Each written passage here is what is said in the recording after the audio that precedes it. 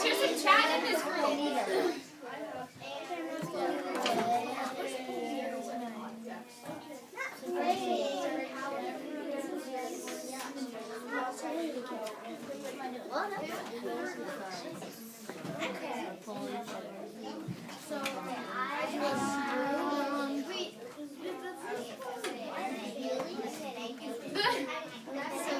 I've never heard of that simple machine, Nev.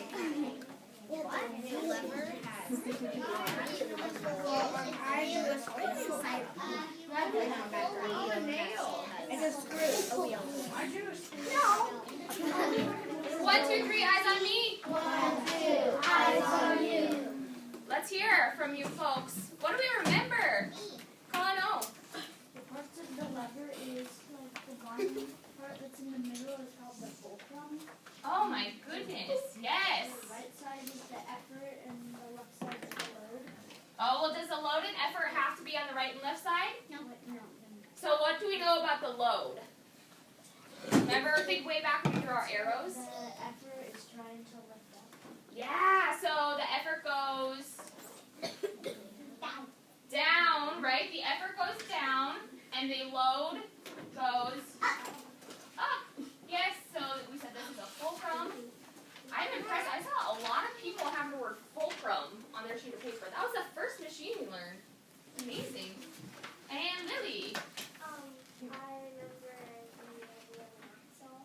Yeah. What do you remember about the wheel and axle? I remember that wheels are connected to the axle, so the axle has to keep it in place and I do it as a doorknob for that demonstration.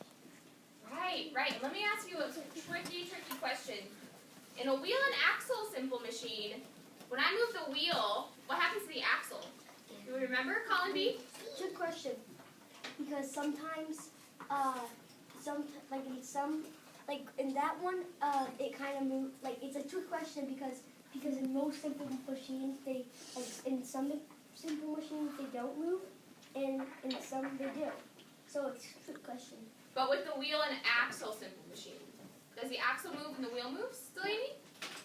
No, because the doorknob has an axle, and when you turn the wheel, that axle does not. Ooh, are we sure? Does anyone have a different thought, Nev?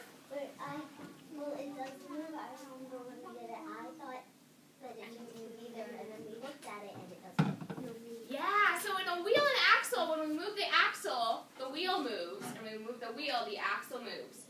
This is different than a what, Lily? I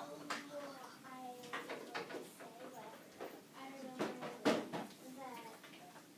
the axle does move because if you move the wheel of the doorknob, it just makes it easier for us to hold on. And if it was just the axle, you'd have to use your tiny fingers and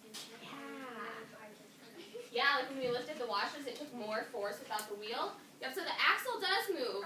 Now this is different than what we talked about yesterday. Can we think back? When we talked about a pulley, Aiden? Oh yeah, can you come up and point to the arm on the lever?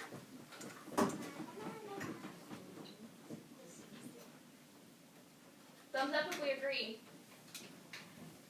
Yeah, you guys really remember your levers. Okay, so in a wheel and axle simple machine, the axle moves as the wheel moves, and vice versa. How is this different than a pulley, Araya? The axle doesn't move in a pulley. The axle doesn't move in a pulley. Give her some jazz hands. All right, so we're going to write pulley.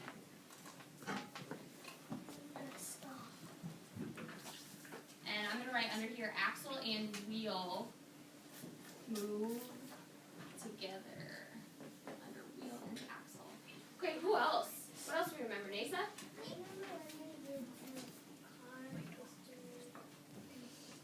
Whoa! Nasa's going way back to our first day of science when we got to play with toys.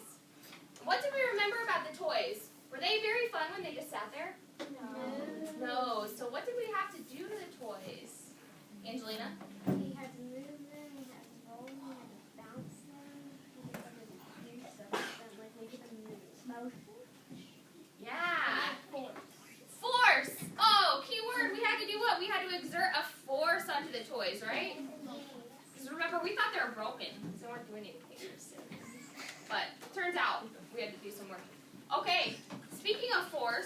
want to know. This is a very, very, very, very tricky question. I hope your brains are sharp after lunch. What are the 3 things we need in order to do work? Oh, I love this. Nico. You need to apply force to the object, you need an object, and you need the object to move. Oh my goodness, give him some jazz hands. I really thought I was going to get blue faces there. That was a long time ago. So we need an object. We were talking about our toys. Can't do work when there's nothing there, right? And we need, what did he say? You need an object, you need to apply force to the object, and you need the object to move. So number 3 on this, we need the object to move. That's when you all got really frustrated at Mrs. Matz and I. When we made you try to move the wall. We said, oh, you're not doing any work. You're not doing any work. The wall's not moving. And I agreed. You did agree, I remember that. So we need the object to move. And that is what we need to do work. Okay, kiddos, so now that we've done this great review, I'm going to come around, collect your cards, and we're going to learn about another special type of simple machine. Can you collect your cards in your group and I'll come around and collect them?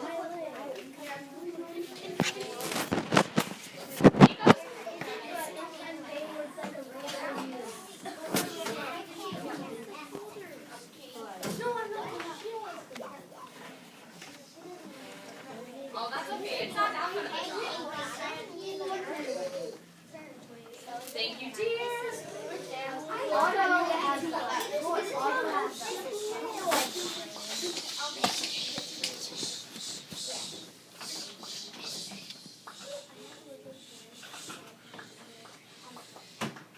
Thank you.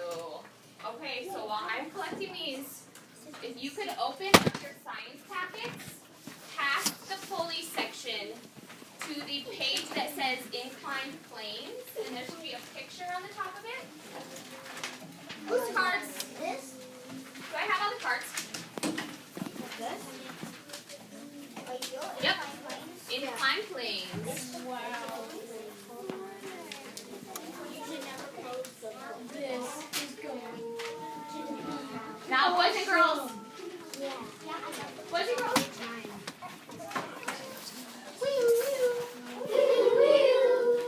Inclined planes are really, really special. There's something different. Oh, I need everyone's eyes on me. Yes, the page looks like this. Lots of pictures, a couple stacks of books. It's going to be fun today. So, an inclined plane is the only simple machine. Out of all the simple machines, how many are there? 5 or 6? 6? Yeah, 6. It is the only one out of 6 simple machines that doesn't move. Ooh, yeah. So, Nico told me today, just now, that he thinks a ramp is another word for a simple machine. Do we agree? Or for an inclined plane, excuse me. Yeah, is that what you said? I think a ramp is another word for an inclined plane. And he is exactly right. So I want you to talk in your groups before we get started about where you have seen ramps or inclined planes in places in your everyday life. They're a little more common than pulleys.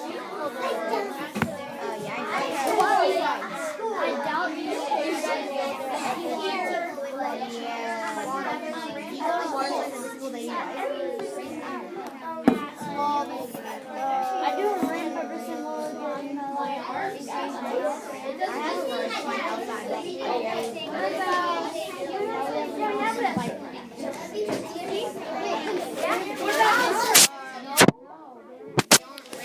A what?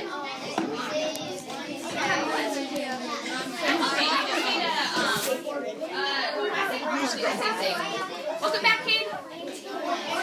We may have to do this another time. My arms are getting... Kate, is it not prop upable? It's not at the angle we need. Okay. If your arms are getting tired, I'm sure Unless I just try part of that it will way. be fine. Oh, whoa. Okay, Mr. Collins, what are you talking about? Okay, okay.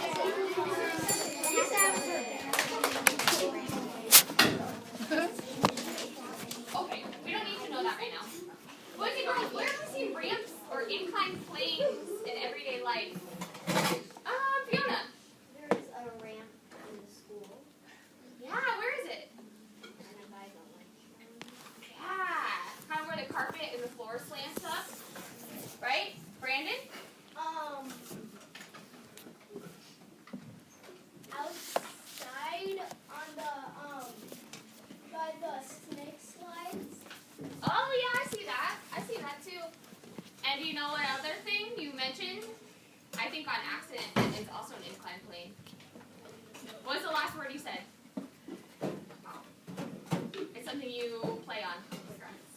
Slide. A slide! What do you say? A slide is kind of like an inclined plane? Colin?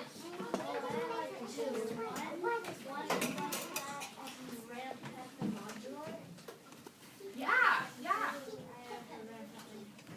You have a ramp at your house too? It's true. It is true. Okay, I'm so excited that we are really, really enthusiastic about our inclined planes. But let's tone it down a little bit so we can listen to everyone's ideas. Nisa. Yeah, the hospital. Where's your ramp at the hospital?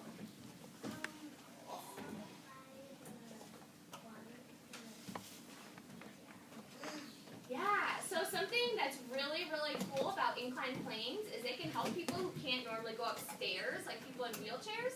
They use ramps to get up things a lot. Kids? Even be able to bus for people that are in a wheelchair. Yeah, definitely. Cam? You what?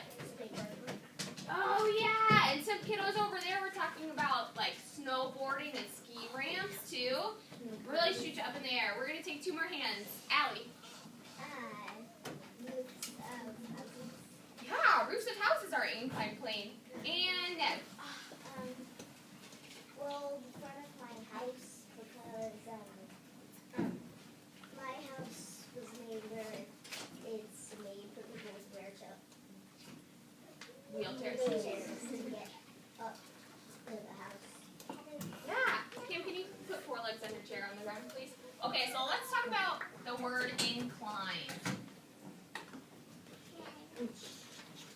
What are we talking about here?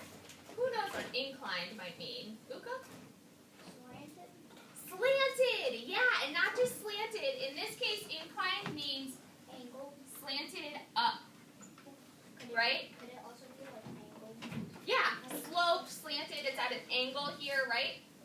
This isn't really necessarily inclined because it's just vertical. And now let's talk, okay, so we know inclined means slanted or sloped upward. What about plane? Is this a sloping airplane that we're going to learn about today? No. No. Nico? Probably like I kind of looked at this and I thought like a board. Yeah, exactly. Like any sort of flat surface in this science context that we're going to be working with today is a plane. Yep. And you're riding on a plane. I am riding on a plane. So, boys and girls, we are going to learn about how inclined planes help us do work. Alright, so the first thing we're going to do is we are going to use our handy dandy, how many pounds did I say these weigh? 5,000 maybe, right? Super heavy, big bricks. And we're just going to simply try in your groups, 20 tons maybe, somewhere around there. We're just going to measure first how much force it takes to lift your book 4 inches off the desk. And you might have noticed each group has 2 sets of materials. We're going to do this a little differently, so just the groups will be kind of split in half so that everyone gets more of a chance to work with the materials. So 1 person for each set of materials will need a ruler. And here on number 1,